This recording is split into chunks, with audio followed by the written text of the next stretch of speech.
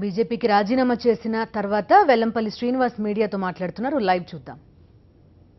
మసీదులను ధ్వంసం చేసినా కానీ, చర్చిల్ని ఆనమాలు లేకుండా తీసేయడం కానీ, హిందూ శ్మశానాలు కావచ్చు, శ్మశాన వాటిలన్నింటినీ కూడా భూ కబ్జాల పేరుతో చేస్తున్నా కానీ మిత్రపక్షంగా చూస్తూ ఉండలేక అనేక మార్లు నేను బయటికి రావడం జరిగింది. భారతీయ జనతా పార్టీలో చాలా వాళ్ళు రెస్ట్రిక్షన్స్ పెట్టడం, దాని మీద ఎంతో మనోభావం. ఎందుకంటే 2009 నుంచి 2014 వరకు నేను ఎమ్మెల్యేగా ఉన్నాను. ఎమ్మెల్యేగా ఉన్న టైంలో ఉన్న అధికార పార్టీలో నేను ఎమ్మెల్యేగా ఉన్నప్పుడు అప్పుడు కూడా కాంగ్రెస్ పార్టీ తప్పు అంటే రాష్ట్ర విభజన చేస్తున్నప్పుడు తప్పు అని చెప్పని అసెంబ్లీలో ఆ యొక్క తీర్మానాన్ని కూడా మేమందరూ తిప్పి పంపించడం జరిగింది. అటువంటి స్వేచ్ఛ కూడా ఈరోజు భారతీయ జనతా పార్టీ లేదు ఇక్కడ. అదేవిధంగా ఎన్నిసార్లు మనం రాష్ట్ర మీటింగ్లో చెప్పినా కానీ ఎవ్వరు కూడా దీన్ని పట్టించుకుని దాఖలు లేదు. దాని దరిమిలా ఈ యొక్క రాష్ట్ర ప్రభుత్వం చేసే అరాచకాలు కూడా ఒక మిత్రపక్షంగా దాన్ని చూడలేక, వాటిని అడ్డుకోలేక, ప్రజల తరపున పోరాడాలని చెప్పనే ఉద్దేశంతో, ప్రజల తరపున పోరాడి ప్రజలకి న్యాయం చేయాలని చెప్పే ఉద్దేశంతో నేను ఈరోజు మా కార్యకర్తలు కానీ నాయకులు కానీ నిన్న ఇవాళ అందరితో కూడా సంప్రదించి ఏ యొక్క పార్టీ అయితే ప్రజలకి మేలు చేస్తుంది ఆ యొక్క పార్టీతో చేరాలని చెప్పిన ఉద్దేశంతో ఈరోజు రేపు 13వ తారీఖు నాడు ఉదయం 11 గంటలకి జగన్మోహన్ రెడ్డి గారి ఆధ్వర్యంలో మేము వైసీపీలో జాయిన్ అవ్వాలని చెప్పని నిర్ణయించుకోవడం జరిగింది. అందరూ అనొచ్చు, మీరు ఇంత ఇప్పటిదాకా బీజేపీలో ఉన్నారు, మీరు ఎప్పుడు కూడా మాట్లాడలేదని. మీరు మీ మీడియాలో చూస్తుంటారు. ఎప్పటికప్పుడు రాష్ట్ర ప్రభుత్వం చేసే తప్పులన్నింటినీ కూడా ఎప్పటికప్పుడు ప్రజలు ఏదైతే అనుకుంటున్నారో అవన్నీ కూడా నిర్మోహమాటంగా మాట్లాడేవాడిని. అనేక మార్లు నాకు పార్టీ నుంచి అనేక సార్లు నాకు వాళ్ళు వారించడం జరిగింది, మీరెందుకు మిత్రపక్షంగా మాట్లాడుతున్నారని చెప్పని. మిత్రపక్షం చేసే మోసాలను భారతీయ జనతా పార్టీ కూడా ప్రోత్సహించడంతో ఈరోజు ఈ రాష్ట్రంలో భారతీయ జనతా పార్టీకి అక్కడ నరేంద్ర మోడీ గారు ఎంత కష్టపడినా కానీ, అమిత్ షా గారు ఎంత కష్టపడినా కానీ రాష్ట్రంలో భారతీయ జనతా పార్టీకి మునుగడ లేదు. ఈరోజు ముఖ్యంగా ఈరోజు పరిస్థితుల్లో అయితే కనుక నరేంద్ర మోడీ గారు నోట్ల రద్దు ఏదైతే చంద్రబాబు నాయుడు గారు రద్దు చేయమన్నారో, ఏదైతే 500 రూపాయల కాగితాలు 1000 కాగితాలు రద్దు చేయమని వారి యొక్క లేఖలతో నరేంద్ర మోడీ గారు రద్దు చేశారో ఈరోజు మీ యొక్క మీడియా ఛానల్లో కూడా చూడడం జరుగుతుంది ప్రజలు ఎంత ఇబ్బంది పడుతున్నారని చెప్పని. వారు రద్దు చేశారు. ఏదో దానివల్ల రాష్ట్రం దేశం బాగుపడుద్దని చెప్పానంటే ఇప్పటి వరకు అందరూ కూడా చూశారు. గత కొద్ది రోజుల నుంచి 170 కోట్లు ఒకళ్ళ దగ్గర, 100 కోట్లు ఒకళ్ళ దగ్గర, 50 కోట్లు ఒకళ్ళ దగ్గర ఈ 2000 నోట్లు జరుగుతుంటే దాన్ని నల్లదానాన్ని ఏ విధంగా వాళ్ళు ఆపగలిగారు, దానికి కన్వీనర్గా ఉన్న చంద్రబాబు నాయుడు గారు ఏం చేస్తున్నారు, ఇదంతా కూడా చంద్రబాబు నాయుడు గారు ఆధ్వర్యంలో జరుగుతుంది. దీనికి కన్వీనరు నారా చంద్రబాబు నాయుడు గారు వారి యొక్క ఆదేశాలతో జరుగుతున్నాయి. ఈరోజు ప్రజానికం అంతా కూడా లైన్లో ఉదయం పూట నుంచొని 2000 రూపాయల కోసం సాయంత్రం వరకు లైన్లో ఉండి ఏటీఎంలో డబ్బులు డ్రా చేసుకుంటుంటే రేపెప్పుడో రాష్ట్రం దేశం బాగుపడుద్దని చెప్పని ఈరోజు పార్టీలు సంకలు కొట్టుకుంటున్నాయి. ఈ విధంగా దొంగ నోట్లు 2000 రూపాయల కాగితాలు 100 కోట్లు బయట చేతులు మారి ఆగుతుంటే నల్ల డబ్బు ఏ విధంగా మీరు బయట తీసుకురాగలుగుతారు? దీనివల్ల ప్రజలను ఇబ్బంది పెట్టడం తప్ప ఎటువంటి ఉపయోగం దేశానికి కానీ రాష్ట్రానికి ఉండదని చెప్పని నిర్మమాటంగా చెప్పచ్చు. అదేవిధంగా మహిళలు బంగారం అని చెప్పని ఏదైతే బంగారం ఉందో ఆ బంగారంలో లిమిట్లు పెడతాం, రేపు ఉదయం మీ ఇంట్లో దాడులు చేస్తాం, బ్యాంకు లాకర్లు పొగలు కొడతాం అనేది విపరీతంగా మహిళలకి ఈరోజు జరుగుతున్న ప్రచారం. వీటన్నిటిలో కూడా భారతీయ జనతా పార్టీ పూర్తిగా విఫలమైపోయింది.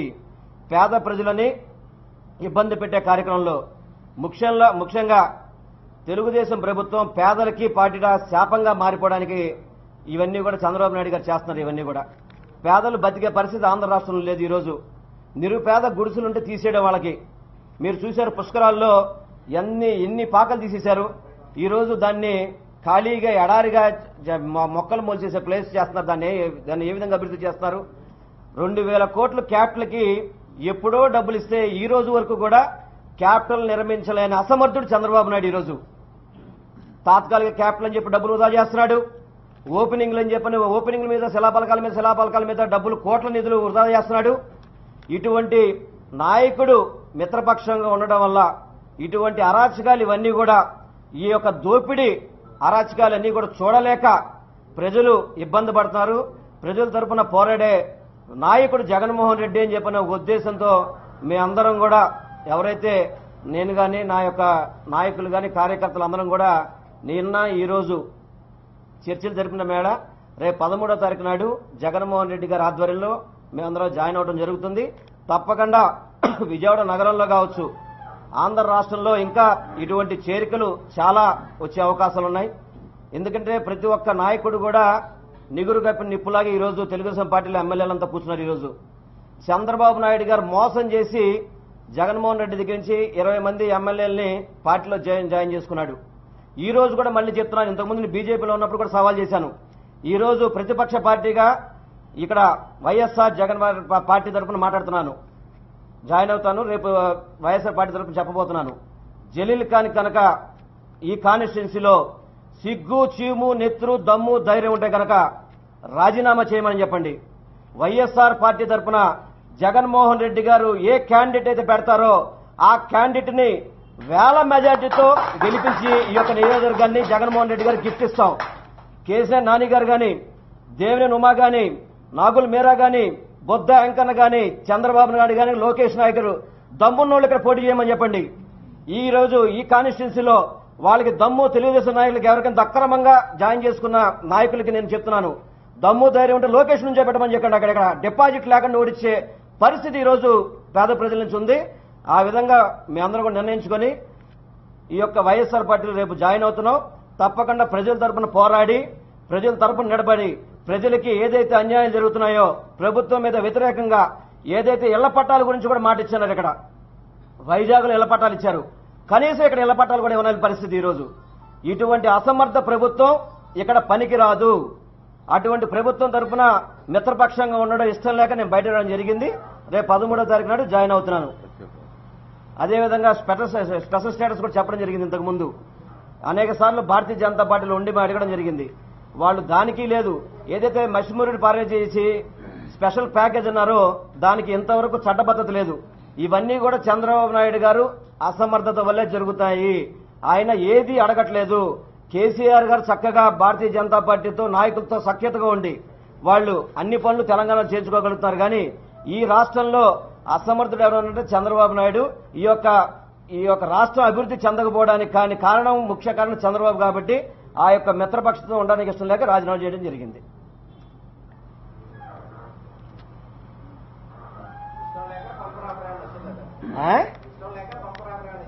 అన్ని ఆఫర్లు ఉంటాయి కదా, రాజకీయాలు వచ్చినప్పుడు ప్రతిదీ ఉంటాయి కదా. రాజకీయాల్లో రాజకీయం జరుగుతుంది. ఈ రోజు 2.5 సంవత్సరాలు ఈ రోజు ఇంకా ప్రతిపక్షం ఉంది. ఈ రోజు అయినా కానీ వచ్చేది దాని బంపర్ ఆఫర్ వస్తుందా? ఇక్కడ రాసుంటే ఆఫర్ ఉంటుంది, ఇక్కడ రాకపోతే ఆఫర్ లేదు. దానికి ఒకటే చెప్తున్నా క్లియర్ గా, ఇవాళ ప్రతిపక్షంగా ఒక అధికార పార్టీ నుంచి బయటకు వచ్చి ఒక ప్రతిపక్ష పార్టీకి జాయిన్ అవుతున్నా. దాంట్లో స్వలాభాలు ఉండొచ్చా, లాభాలు ఉండొచ్చా మీరే ఎన్నుకోవాలి. 2.5 సంవత్సరాలు ప్రభుత్వంతో పోరాడడానికి ముందుకు వస్తున్నా.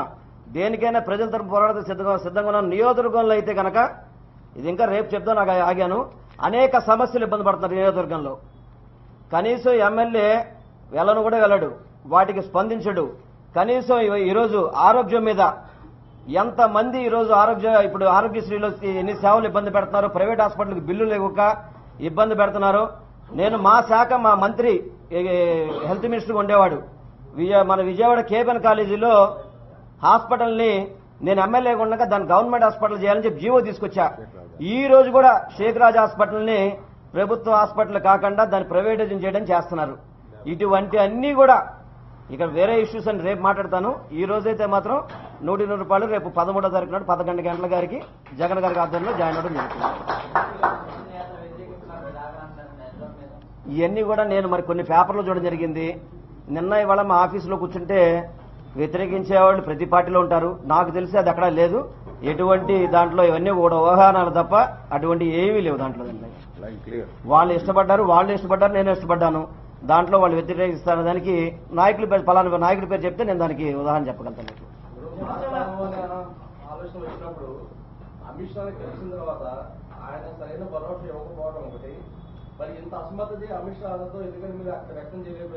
ఎవరు? అమిత్ షా గారికి అసలు మాట్లాడే అవకాశం లేదు. వాళ్ళు పార్టీలో అమిత్ షా గారి దగ్గరికి తాడేపల్లి కూడా కలవడానికి అవకాశం లేదు. వాళ్ళు ఇక్కడ విజయవాడ గెస్ట్ హౌస్లో కూడా ఒక సెకండ్ కలిసే విధంగా ఇచ్చారు వాళ్ళు అవకాశం ఇవ్వకపోతే మనం ఏం మాట్లాడతాం. దానికోసం ఈరోజు బయట రావడం జరిగింది. ఈరోజు ఆయన మాట్లాడడానికి అవకాశం ఇస్తే తప్పకుండా నేను చెప్పేవాడిని సమాధానం. వాళ్ళు అడిగి అసలు మాట్లాడక రాష్ట్ర పార్టీ ప్రతి నెల మీటింగ్ జరుగుతుంది. ఆ మీటింగ్లో కూడా ఉదయం పూట 2 తిరుమల పాస్ చేస్తారు, మధ్యాహ్నం భోజనం చేసి బయట రావడం జరుగుతుంది తప్ప అక్కడ కూడా ఎటువంటి చర్చలు జరగవు. అక్కడ కూడా ఇప్పుడు ఇది చంద్రబాబు నాయుడు గారి యొక్క ఆజ్ఞతోనే మోడీ గారు చేశారని చెప్పి చంద్రబాబు నాయుడు గారే ఎప్పుడు ఆ రోజు ఎప్పుడైతే 8వ తారీఖు రాత్రి 8 గంటలకి మోడీ గారు పెట్టిన గంటకి ఆయన ప్రెస్ మీట్ పెట్టిన ఆ లెటర్ని చూపెట్టాడు ఆయన. మరి ఈ రోజు మీ యొక్క మీడియాల్లో సోషల్ మీడియాలో చూస్తున్నారు ఎంతమంది చనిపోతున్నారు, ఎంతమంది క్యూ లైన్లో నుంచి ఉంటున్నారు అనేది. వ్యాపారస్తులు జీరో అయిపోయారు. రోజు కూలీ వాళ్ళకి కూలీ లేదు. రోజు కూలీ వ్యాపారం చేసేవాళ్ళు అంటే ఎవరైతే తోపుడు బళ్ళు ఉంటాయో వాళ్ళకి వ్యాపారాలు లేవు.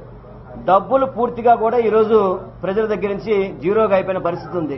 వీటన్నిటినీ కూడా ముందు చూడకుండా ఈ యొక్క నిర్ణయాలు తీసుకోవడం వల్ల ప్రజలు అవస్థలు పడుతున్నారు. ఆ అవస్థల్ని గమనించట్లేదు చంద్రబాబు నాయుడు గారు, గమనించట్లేదు నరేంద్ర మోడీ గారు, గమనించట్లేదు. అది ఇవన్నీ కూడా రేపొద్దున ప్రభుత్వ వైఫల్యానికి ఇవన్నీ మూలం చెల్లించుకోవాల్సి వస్తుంది. 100 రూపాయలు చెప్పే కదా. దానికి నేను రాష్ట్రం గురించి చెప్పక్కల్లా ఈ యొక్క కాన్స్టిట్యున్సీ చెప్తున్నా.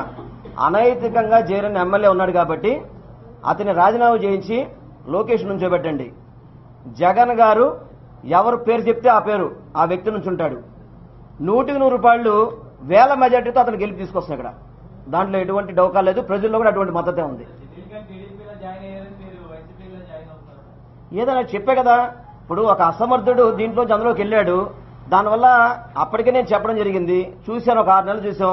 ఒకళ్ళు నియోజకవర్గం అభివృద్ధి చేస్తారని చెప్పని నియోజకవర్గాలు దోపిడీ చేయడం తప్ప అతను అభివృద్ధికి శూన్యం చేస్తున్నాడు. దానికోసమే అయి ఉండొచ్చు. అది మనకు అందరికి కూడా తెలిసిన విషయం. ఏ అభివృద్ధి చేస్తున్నారనేది.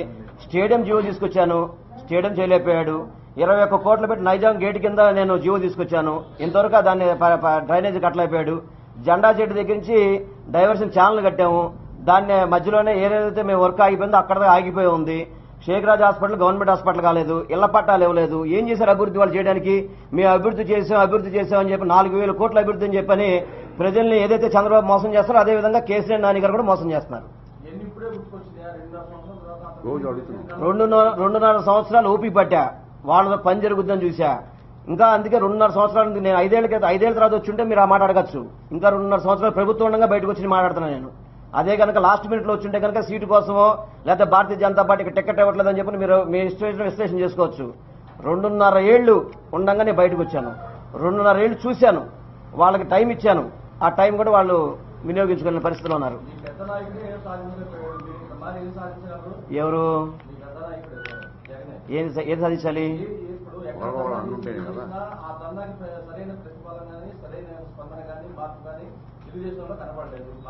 హిట్లర్ పరిపాలన సాగుతుంది సార్. హిట్లర్ పరిపాలన సాగుతుంది. ప్రజలు చూస్తున్నారు, ప్రజలు తీర్పు చూస్తున్నారు. ఇప్పుడు వాళ్ళ దగ్గర అధికార బలం ఉంది, అండబలం ఉంది, కండ బలం ఉంది, బుద్ధి బలం ఉంది, ధన బలం ఉంది.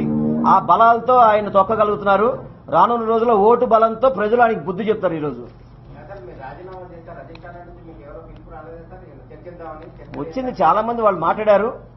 దానికి ఇవన్నీ కూడా చర్చలో జరిగేది కాదు. ఆల్రెడీ రాజీనామా పంపక ముందు వాళ్ళు అనేక సార్లు మనం చెప్పడం జరిగింది. అప్పుడు స్పందించలేదు, ఇప్పుడు స్పందించారు. స్పందించినా కానీ మిగతా పనులు చేస్తే నేను సంతోషిస్తాను అప్పటికైనా కానీ.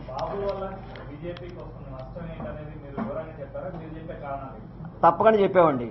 మంచి అంతా కూడా బాబు అంటున్నాడు, చెడంతా మోడీ అంటున్నాడు అతను. అది ప్రతి ఒక్క భారతీయ జనతా పార్టీలో 80% మెంబర్స్ తెలుసు. కానీ ఈరోజు వాళ్ళు ఎవరైనా మాట్లాడితే మన సిటీ అధ్యక్షులను సస్పెండ్ చేశారు. విజయవాడ కాన్స్టిట్యున్సీ, దుర్గగుడి కాన్స్టిట్యున్సీ ఎక్కడ ఉందండి? ఒక భారతీయ జనతా పార్టీ పోటీ చేసిన స్థానంలో ఆ యొక్క నియోజకవర్గంలో ఉంది. కనీసం కమిటీ వేసేటప్పుడు భారతీయ జనతా పార్టీ క్యాండిడేట్ అక్కడ తక్కువ ఓట్లతో మెజార్టీతో ఓడిపోతే భారతీయ జనతా పార్టీకి సభ్యత్వం లేకుండా కమిటీ వేయదలుచుకున్నారు. ఇంకా అటువంటి దౌర్భాగ్య పరిస్థితి ఎక్కడ ఉంటుందా? ఎండోమెంట్ మినిస్టర్ బీజేపీ అంతా సీఎం లాక్కొని ఆయన దగ్గర పెత్తనం తీసేసుకున్నాడు. ఇవన్నీ తెలుసు కాబట్టి, ఇవన్నీ జరిగినా కాబట్టి అతను నిజం మాట్లాడితే అతను సస్పెండ్ చేశారు అతన్ని. తప్పకుండా ఆఫీసర్లు ఆయన వేసుకుంటున్నాడు, ప్రిన్సిపల్ సెక్రటరీ ఆయన వేసుకుంటున్నాడు. వాళ్ళు చెప్పిన ప్రకారం వీళ్ళు చేస్తారు. వీళ్ళు ఏం చేయగలుగుతున్నారు? వీళ్ళు ఇక్కడ చిన్న పని కూడా చేయలేని పరిస్థితుల్లో వాళ్ళు ఉన్నారు ఈరోజు. బీజేపీలో ఇప్పటివరకు మీరు కొనసాగిన నాయకుడిగా చెప్పండి, బీజేపీ మంత్రులు రాష్ట్ర ప్రభుత్వంలో వాళ్ళ పరిస్థితి మీకు తెలియదేం లేదు. ఇద్దరు కూడా క్లియర్గా ఒక మంత్రి అయితే మాకే క్లియర్గా చెప్పున్నాడు. అక్కడ మాకు పరిస్థితి లేదు, అంతా కూడా ప్రిన్సిపల్ సెక్రటరీలు అంతా వాళ్ళ చేతుల్లో వింటున్నారు, మాట్లాడుతున్నారని వాళ్ళకి ఆ విధంగా అధికారం చాలా ఇచ్చేస్తారు. అంతకు మించి వాళ్ళకి ఎటువంటి పవర్స్ లేవు వాళ్ళకి. రేపు నెక్స్ట్ ఎన్నికల్లో బీజేపీ తోటి ఇదే రకంగా టీడీపీ పొత్తుంటే బీజేపీ ఏమవుతుందని ఏమన్నా జీరో అవుతుంది. చంద్రబాబు నాయుడు ఇదివరకు 12 సీట్లు ఇచ్చాడు, రేపు 10 సీట్లు ఇచ్చి అందులో అందరూ ఎవరిని గెలవనాడు మొత్తం జీరో చేస్తాడు చంద్రబాబు నాయుడు. జనసేన పార్టీ చూడాలి మరి జనసేన మరి అది ఇంతవరకు కమిటీలు కానీ అదేమీ లేదు సార్. ఇప్పుడు ఆయన అయితే బయటకు వచ్చి ప్రశ్నిస్తున్నాడు, ప్రజల తరఫున పోరాడుతున్నాడు, దాన్ని స్వాగతిస్తాం మేము అందరం కూడా.